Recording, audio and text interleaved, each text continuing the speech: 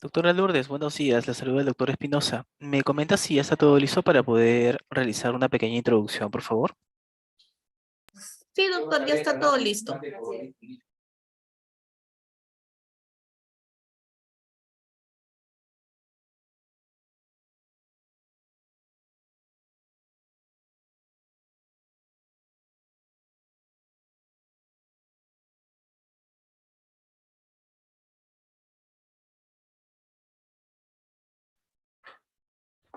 Muy bien, muy buenos días a todos los participantes. Los saludamos y les damos la bienvenida desde la Dirección de Infosalud, que pertenece a la Dirección General de Telesalud, Referencia y Urgencias del Ministerio de Salud. Bienvenido a todos los participantes a la telecapacitación del día de hoy, martes 18 de julio. El tema de la presente telecapacitación es manejo hospitalario a pacientes con síndrome de Guillain-Barré basado en guía de prácticas clínicas, a cargo de la doctora Lourdes Huertas, que es médico asistente del Servicio de Neurología del Hospital Nacional Arzobispo Loaiza. Indicamos además que estamos compartiendo en el chat el registro de asistencia, así como pueden enviar sus preguntas mediante el chat de las plataformas de Zoom y de YouTube del canal Telesalud Minsa Telecapacitaciones, las cuales serán absueltas al finalizar la ponencia. Iniciamos entonces. Muy buenos días, doctora Lourdes Huertas. Es un privilegio tenerla con nosotros. Bienvenida y adelante. La escuchamos. Buenos días, doctor, y buenos días con todos los presentes. Vamos hoy día a hablar de Guillain-Barré, primero una primera introducción, definición, y luego ya enfocarnos básicamente en el tratamiento y qué recomiendan las guías de práctica clínica.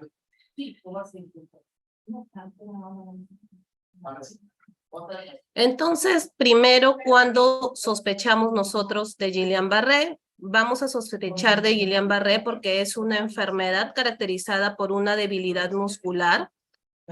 Esta debilidad muscular debe ser simétrica y el tiempo de enfermedad debe ser menor a 4 semanas. Se dice que hay un pico de la enfermedad donde esa debilidad es más pronunciada a las 2 semanas.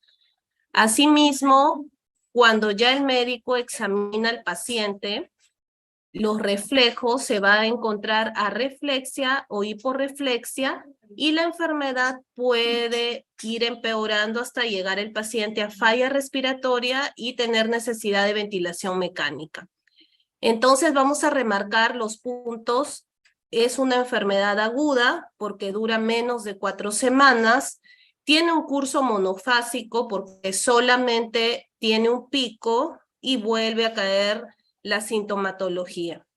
¿Y por qué es importante establecer que es monofásico? Porque como el Guillain-Barré es una polirradiculoneuropatía inflamatoria aguda, hay otra enfermedad que se llama CIDP o polirradiculoneuropatía inflamatoria crónica, que también se caracteriza por debilidad muscular, pero el tiempo es mayor a las 8 semanas y tiene muchas fases de debilidad. Se dice que está precipitada por una infección. Generalmente los pacientes que tienen Guillain-Barré 2 semanas antes del ingreso o 1 semana antes del ingreso, nos van a comentar que han tenido una infección respiratoria alta o una infección intestinal y es una enfermedad de tipo inflamatorio autoinmune. ¿Por qué? ¿Por qué es autoinmune? Porque, por ejemplo, yo 2 semanas antes comí una comida en mal estado, me dio una enfermedad diarreica aguda, el agente causal que más se ha estudiado es el Campylobacter jejuni y tiene ese Campylobacter un antígeno. Mis defensas van a atacar a ese antígeno y como ese antígeno es muy parecido a las proteínas del nervio, 1 semana, 2 semanas después mi cuerpo se confunde y empieza a atacar a esas proteínas del nervio que se llaman gangliósidos. La forma de presentación de la enfermedad es una forma desmielinizante y una forma axonal. Entonces, ¿qué microorganismos se han visto involucrados? Como les mencioné, el Campylobacter jejuni, también el citomegalovirus, Epstein-Barr, el virus de la influenza, el Mycoplasma, Pneumoniae, Haemophilus, hepatitis, y bueno, una infección por Zika virus que fue muy fuerte en el año 2018 y que a partir de esa infección la OMS hizo recomendaciones, ¿eh? Entonces es una enfermedad posinfecciosa inmunomediada, el mecanismo es mimetismo molecular que causa una injuria nerviosa, dañando la mielina que cubre el axón, por eso tenemos una presentación del tipo desmielinizante puro, o ya también dañando el axón, el tipo axonal puro, o también una forma desmielinizante con compromiso axonal. Entonces, aquí la fisiopatología, nosotros vemos al antígeno del Campylobacter, nuestras defensas crean anticuerpos que atacan a ese antígeno, luego, como ustedes ven también acá en color rojo, los gangliósidos del nervio se parecen mucho a este antígeno y nuestros anticuerpos comienzan a atacarlo, destruyendo la mielina y en los otros tipos el axón. Entonces acá tenemos cómo se destruye la vaina de mielina, cómo se puede destruir también el axón y tenemos por lo tanto las formas en las que se presenta la enfermedad, las formas desmielinizantes, las formas con compromiso axonal y una variante típica del Guillain-Barré, que es el tipo de Guillain-Barré-Miller-Fischer, donde el compromiso es a nivel de los músculos oculares, hay arreflexia y hay ataxia, y hay un anticuerpo dirigido contra el gangliósido del tipo GQ1B, ¿ya? Como clínicamente yo voy a tener un paciente que va a tener una debilidad que puede empezar en piernas, ir ascendiendo, o también puede empezar con una parálisis facial y puede ir descendiendo, ¿no? También involucra la musculatura orofaringia y la característica es que yo tengo también los reflejos osteotendinosos disminuidos o ausente. Puede haber un signo del LCG positivo y todas las variantes en las que se pueda presentar la enfermedad. Entonces, esta es la presentación de la enfermedad, los síntomas típicos, donde van a tener un periodo de meseta y luego estos van a disminuir con una sola fase de enfermedad. Tengo mi forma de presentación ascendente o descendente y para yo hacer el diagnóstico es clínico, vuelvo a repetir, una debilidad simétrica que puede ser ascendente o descendente con hiporreflexia o arreflexia. Yo tengo que hacer mis exámenes de ayuda al diagnóstico también para poder descartar algunas otras enfermedades. Hago mi estudio de LCR donde yo tengo la presencia de una disociación albúmina citológica. ¿Qué significa esto? Que yo voy a tener células hasta 5 en el líquido cefalorraquídeo con una hiperproteinorraquia, proteínas mayor de 45%. Si yo ya tengo un mayor número de células, ya debo sospechar en otras enfermedades, como por ejemplo sarcoidosis, enfermedad de Lyme, VIH. Mis estudios de neuroconducción, que son, bueno, aquí en el hospital se hacen, que son la electromiografía, más velocidad de conducción nerviosa, en una primera etapa no me va a ayudar mucho porque quizás me puede salir normal, pero yo puedo encontrar algunos signos tempranos. ¿Cuáles son los signos tempranos? La prolongación o ausencia de la onda F, y también la prolongación ausencia del reflejo H. Hay una característica que también la velocidad de conducción nerviosa del nervio sural va a desaparecer tardíamente y también en la electromiografía puedo encontrar fibrilaciones. En la forma desmielinizante voy a encontrar bloqueos de conducción y disminución de la velocidad de conducción nerviosa. El test de función pulmonar es importante porque me va a ayudar a determinar si mi paciente va a necesitar tempranamente de una ventilación mecánica y yo voy a, ¿cómo me va a ayudar? Por ejemplo, yo veo el decremento de la capacidad vital en más del 25% de la base, me está indicando que hay un fallo neuromuscular. Entonces, hay criterios ya establecidos, son los criterios de Brighton que me van a dar ayuda para el diagnóstico y definiciones para el Guillain-Barré y me dan puntuaciones. ¿sí? Por ejemplo, una debilidad flácida simétrica, que los reflejos estén disminuidos o ausentes, que hay un curso monofásico de la enfermedad, que hay una celularidad de líquido cefalorraquídeo menor de 50, que haya elevación de las proteínas, que los estudios de conducción nerviosa sean consistentes con un subtipo de Guillain-Barré y que haya una ausencia de un diagnóstico alternativo para la debilidad. La escala de Hughes, que es la escala que me va a ayudar a mí decidir el tipo de tratamiento. Voy a tener 0 si yo tengo un paciente sano, 1 si los síntomas son leves, pero le permite desempeñar las actividades de andar, correr, con cierta dificultad. 2 si puede caminar más de 10 metros sin ayuda. 3 si puede caminar más de 10 metros pero con ayuda. 4 si está confinado en cama y 5 con ventilación mecánica asistida. ¿Por qué es importante esta escala funcional de Hughes?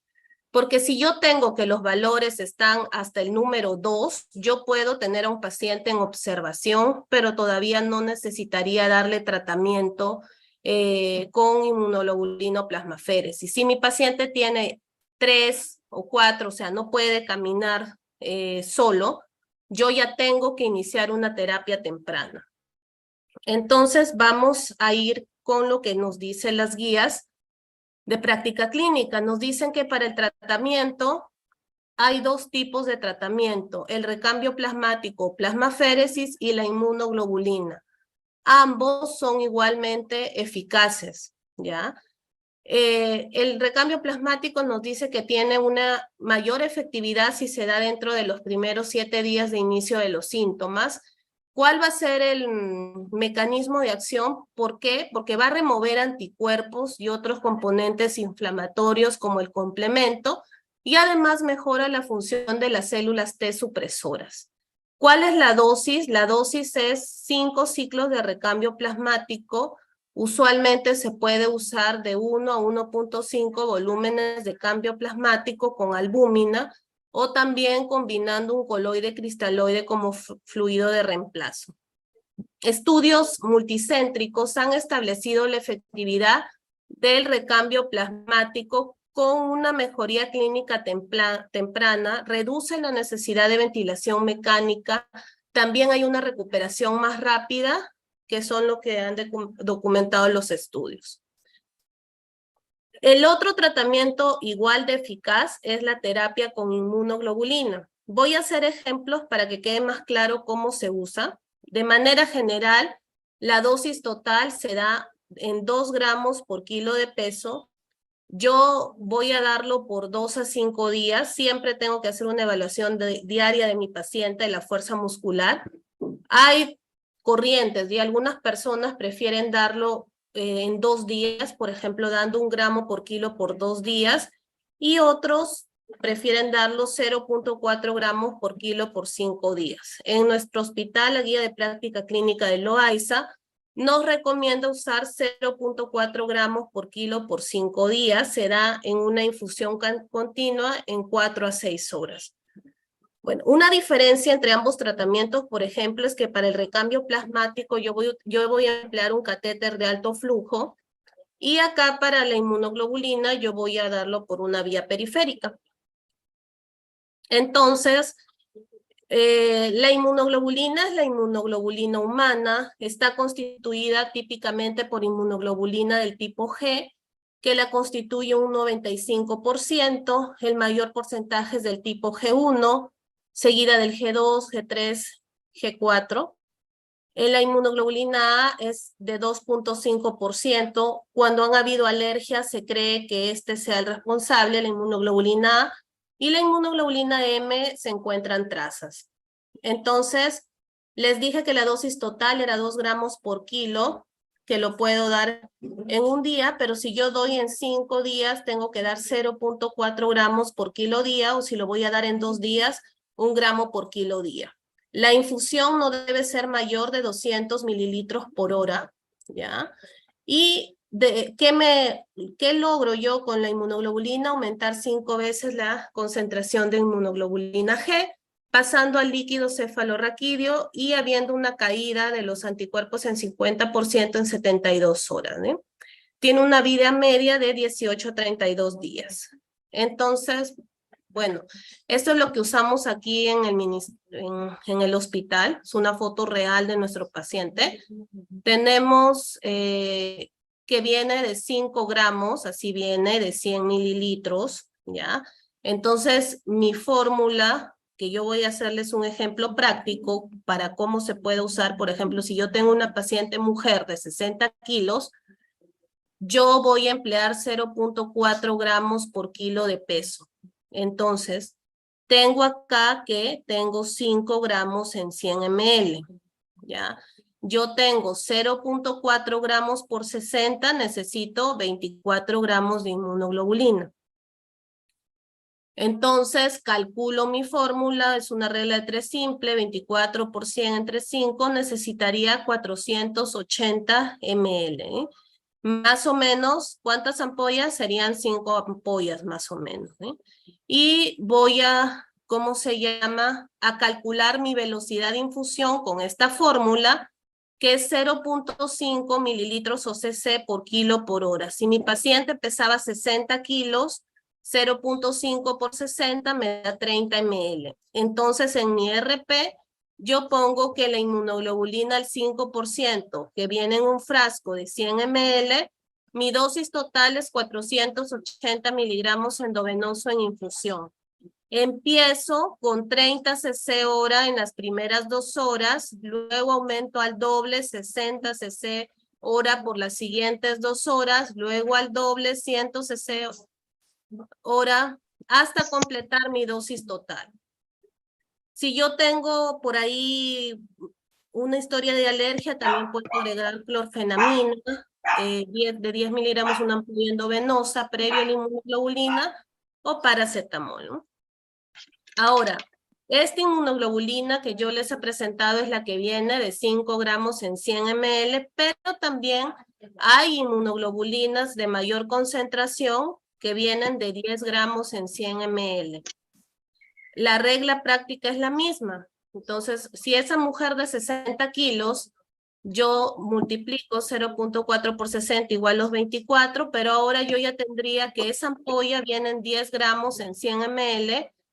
¿Cuántos ml yo necesito para un paciente que necesita 24 gramos? Serían 240 ml. 240, o sea, 3 ampollas, no. ¿Sí? Ya. Entonces, mi dosis total sería 240 ml en infusión. Empiezo dando 300 cc hora por 2 horas, luego 60, luego 120 hasta que complete los 240. Entonces, la inmunoglobulina tiene un potente mecanismo, depende mucho de las vías del complemento. Y, o sea, ustedes preguntarán, ¿cuál es mejor, inmunoglobulina o plasmaféresis? Este es un estudio multicéntrico, prospectivo, comparativo, que incluyó 150 pacientes y los criterios de inclusión fueron... ¿Pueden apagar su micro, por favor? Entonces, los criterios de inclusión fueron el inicio de una neuropatía menor a 2 semanas, que mi paciente sea incapaz de caminar 10 metros de manera independiente, o sea, un Hughes 3, y el objetivo era determinar si el tratamiento con plasmaféresis era tan efectivo como la inmunoglobulina. Los resultados fueron que había una mejoría de al menos un paciente que tenía un síndrome de Guillain-Barré a las 4 semanas, y entonces se concluyó en este estudio que la inmunoglobulina endovenosa era tan efectiva como plasmaféresis, y bueno, por algunos pequeños resultados, como porque es más fácil de usar, menos efectos adversos, inclusive decían que podrían ser algo mejor, ¿no? Entonces también hubo una pregunta, y este estudio de Lancet decía, ¿qué tal es usar la combinación? O sea, si yo combino plasmaféresis con inmunoglobulina, ¿mejorarán más los pacientes? Y la conclusión fue que la combinación de plasmaféresis con inmunoglobulina no confirió una ventaja significativa, ¿ya? Entonces no se recomienda combinar plasmaféresis con inmunoglobulina. Este estudio también de la Sociedad de Neurología de Argentina nos habla de la inmunoglobulina endovenosa en enfermedades neuromusculares, y ¿qué nos dice? Nos dice que tanto la inmunoglobulina como la plasmaféresis han demostrado ser efectivas para el tratamiento del síndrome de Guillain-Barré. No hay beneficios si también se asociaba corticoides a la inmunoglobulina comparado con la inmunoglobulina sola. Y tampoco se demostró que el uso secuencial de inmunoglobulina en forma, o sea, luego de usar plasmaféresis sea beneficioso. Yo debo hacer mi diagnóstico diferencial en el Guillain-Barré con otras enfermedades, como por ejemplo la mielitis transversa, cuando yo ya me alejo de pensar que pueda haber un Guillain-Barré y sospechar en una mielitis transversa, es si mi paciente tiene un nivel sensitivo, si hay una incontinencia urinaria, por ejemplo, y si yo al hacer mi líquido cefalorraquídeo encuentro más de 200 células. También otro diagnóstico diferencial es la miastenia gravis, pero esta es una enfermedad neuromuscular caracterizada por una debilidad que es fluctuante y hay fatigabilidad. En el botulismo yo tengo que hay dilatación pupilar, hay oftalmoparesia, hay disfagia, y en una neuropatía vasculítica, por ejemplo, yo voy a tener también una debilidad, pero esa debilidad es asimétrica. En el Guillain-Barré, al inicio les indiqué que la debilidad es simétrica. También se puede presentar en algunos casos de carcinomatosis o meningitis linfomatosa, pero mi paciente va a tener cambios cognitivos o trastorno de conciencia, lo cual no hay en el Guillain-Barré.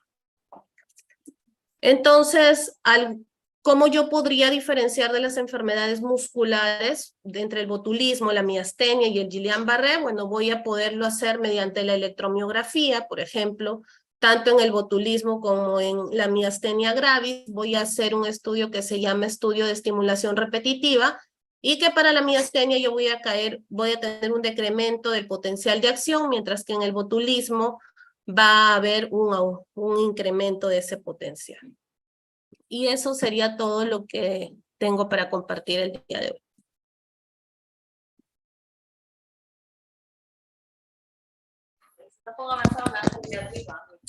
Muchísimas gracias a nuestra ponente, la doctora Lourdes Huertas, por su excelente exposición y agradecemos también a todos los participantes. A continuación daremos lectura a algunas preguntas que realizaron en nuestros chats.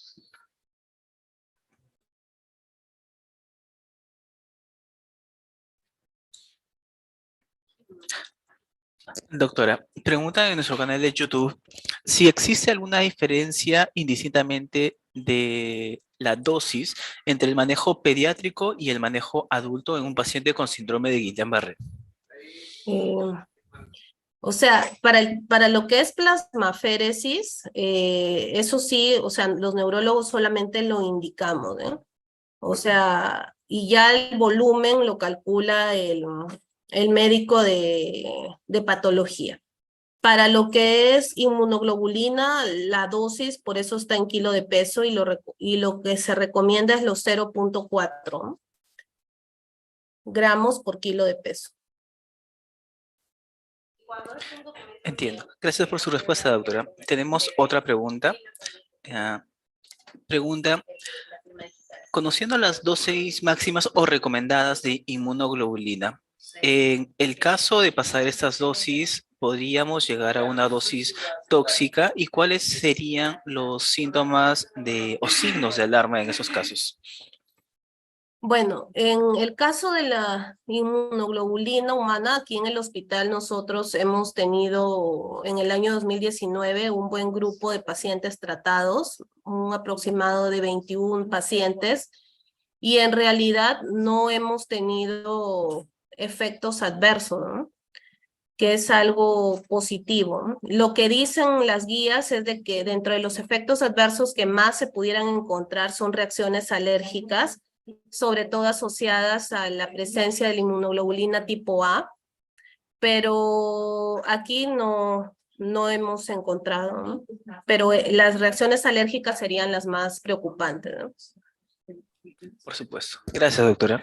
Tenemos una pregunta final. Nos pregunta, una vez diagnosticado el síndrome de Guillain-Barré, ¿en qué momento sería adecuado solicitar la prueba de la electromiografía? Bueno, se dicen que los cambios, tanto de electromiografía como de líquido cefalorraquídeo, en realidad aparecerían a las 2 semanas, pero aquí nosotros como protocolo, ni bien llega un paciente, de inicio hacemos rápido tanto la punción lumbar como la electromiografía, porque nosotros queremos descartar otras enfermedades, no solamente toda debilidad es Guillain-Barré. Entonces, por ejemplo, si yo ya hago mi estudio del líquido cefalorraquídeo y tengo una celularidad alta, yo quizás ya me alejo del diagnóstico y digo que por ahí es una enfermedad viral, que puede ser otra cosa. Y le hago un control a la semana o a los 10 días. Igual la electromiografía, la hacemos de inicio. Todos los pacientes no vienen, o sea, al inicio, todos sabemos, y ya vienen cuando tienen una semana, hasta algunos 2 semanas de enfermedad. Y ya encontramos los cuadros característicos, tanto de desmielinización o compromiso axonal. Entonces nosotros, ni bien llega un paciente a la emergencia, sí hacemos los estudios de inicio. Muchas gracias, doctora. Doctora, una pregunta más que tenemos nos refieren que es un colega de Serums. Pregunta, ¿hay abastecimiento en cuanto a la inmunoglobulina en establecimientos de primer nivel de atención? Y de ser el caso, ¿es posible que estos primeros niveles de atención desde el nivel 1 o 2 puedan administrar inmunoglobulina o hay ciertos requisitos como capacidades profesionales en cuanto a la administración de esa inmunoglobulina? Bueno, primero para uno poder tener cualquier medicamento, por ejemplo, la inmunoglobulina al 5 sí está dentro del PENUME, ¿ya? Uno como establecimiento pues debe primero crear una guía de práctica clínica. Si, no es, por ejemplo, nuestro establecimiento cuenta con una guía de práctica clínica y por eso pues podemos adquirir el medicamento. Por ejemplo, para poder querer ingresar nuestra inmunoglobulina al 10%, que también queremos tener, se tiene que hacer como es un medicamento fuera del PENUME, se tiene que hacer una serie de pasos para que sea aprobado por el comité farmacológico y recién pues pueda ser comprada. Yo creo que es muy difícil que un establecimiento 2 pueda tener el medicamento, ¿no? Entonces, como establecimientos de Serum, de primer nivel de atención, lo más importante es sospechar la enfermedad. Si yo tengo un paciente que tiene debilidad simétrica, los reflejos a todos sabemos examinar, entonces mejor lo derivo a un centro de mayor complejidad porque en mi centro de primer nivel de atención no voy a tener electromiografía, el hacer la punción lumbar es un poco complicado y de todas maneras así hayan cuadros de Guillain-Barré que sean, o sea, estables, no olvidar que algunos podrían llegar a necesidad de ventilación mecánica o también en el Guillain-Barré hay disautonomías, o sea, sube la presión arterial, hay hipotensión ortostática, hay taquicardias, entonces este tipo de pacientes sí necesitaría un monitoreo. Entonces mejor lo detecto y lo refiero. Por supuesto. Gracias por su respuesta, doctora. Nuevamente agradecemos a la doctora Lourdes Huertas. Doctora, ¿tendría alguna recomendación final para nuestros participantes? Bueno, nuestros participantes son médicos en su mayoría y también hay público en general, imagino yo. Entonces, por ejemplo, si son colegas que están haciendo Serum o son colegas de un primer nivel de atención, no olvidar en la sospecha siempre que toda debilidad simétrica puede ser Guillain-Barré hasta que no se encuentre otro diagnóstico. Entonces, yo tengo que referir a mi paciente. Y bueno, para la población en general, igual también, si ya tengo un cuadro de debilidad que va progresando, acudir al centro de salud más cercano, ¿no? Esas serían las recomendaciones. Pues, agradecemos nuevamente a nuestra invitada especial, a la doctora Lourdes Huertas, especialista en el área de neurología del Hospital Nacional Arzobispo Loaiza. Y gracias a todos nuestros participantes que no olviden suscribirse al canal de YouTube Telesalud Minsa Telecapacitaciones. Asimismo, visitar nuestras redes sociales para mantenerse informado sobre las próximas actividades académicas a realizarse. Doctores Lourdes Huertas, ha sido un gusto tenerla con nosotros. Que tenga un excelente día. Hasta luego, gracias. Hasta luego. Gracias.